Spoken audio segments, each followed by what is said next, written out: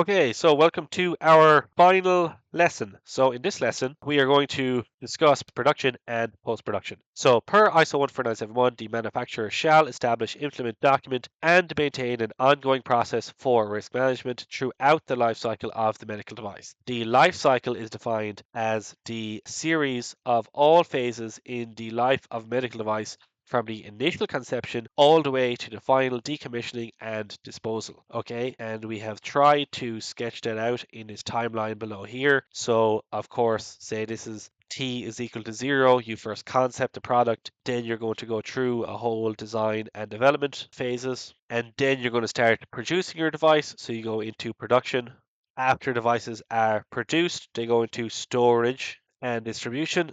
And then, of course, there can be activities like installation and servicing, repair, maintenance or product changes, etc. And then decommissioning and disposal. Okay, and the term used in the standard to describe this phase, this interval in time, is post production, and that is a defined term which is defined as part of the life cycle of the medical device after the design has been completed and the medical device has been manufactured. Okay, basically, what the standard asks us to do is we should apply risk management to address a lot of these later parts of the product's life cycle. And when you do that, is back in design and development, you should try and address the risks of things like storage and distribution and installation and service and repair. Stuff like this is that you design packaging that's not going to get damaged in storage and distribution, and installation might be you add instructions for installation to your user manual, and also you're going to want risk control measures to cover you on stuff like servicing repair and maintenance, etc.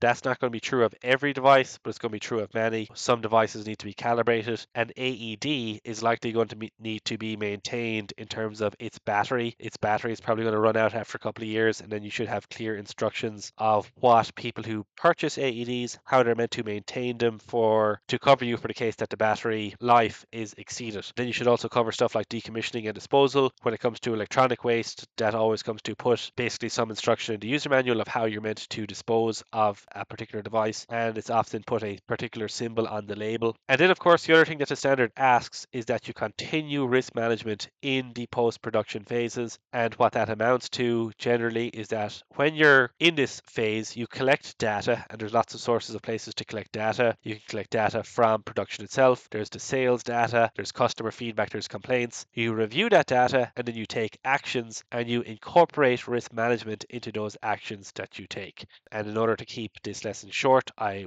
can't go into more detail than that. But if you would like to find out more detail, what you can do is you can check out the full course. We have a full course that has over 13 hours of material that goes basically into risk management and medical device development, but just in far more detail than we could in this course, which we have limited to just 2 hours. And of course, the other thing that we're providing in this course is a risk management procedure. But if you would like to receive other document templates, such as the risk management plan, risk management review, and other templates for other documents related to medical device development, those can all be found in the full course. So please be sure to check out the full course. The link will be in the description below this video. Okay, thank you for partaking. That concludes this course.